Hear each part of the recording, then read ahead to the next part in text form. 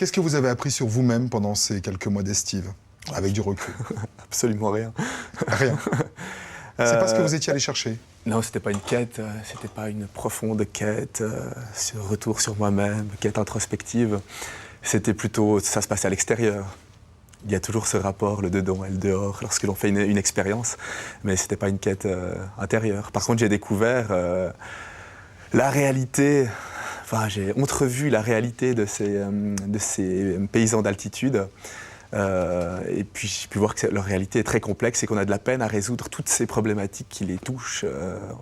On a un avis vraiment partagé. Vous avez une réflexion sur l'avenir de ce métier? J'ai surtout, ouais, j'ai énormément de questions,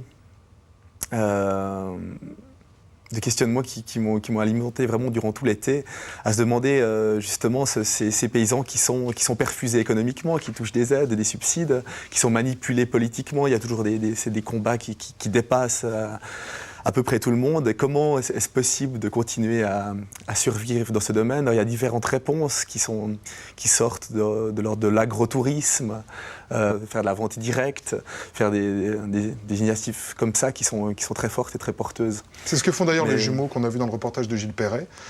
Ils maîtrisent un petit peu la chaîne de production et ils vivent, en tout cas, heureux, visiblement. Et par exemple, des gîtes d'estive, c'est-à-dire on dit à des touristes, bah voilà, vous venez partager, c'est très à la mode ça, vous venez partager notre vie pendant 2 jours, pas plus, parce qu'après c'est fatigant, vous payez tant, et je vous invite dans mon cabanon. Ça pourrait marcher ça, ou c'est aberrant? Je pense que ça pourrait marcher. Maintenant, la question c'est, est-ce qu'après 2 jours, on arrive vraiment à rompre les a priori et les clichés? Est-ce qu'on ne retombe pas dans une montagne théâtralisée, dans un Disneyland, dans cette montagne qui est en fait, malgré tout, une sorte de place de jeu de l'Europe?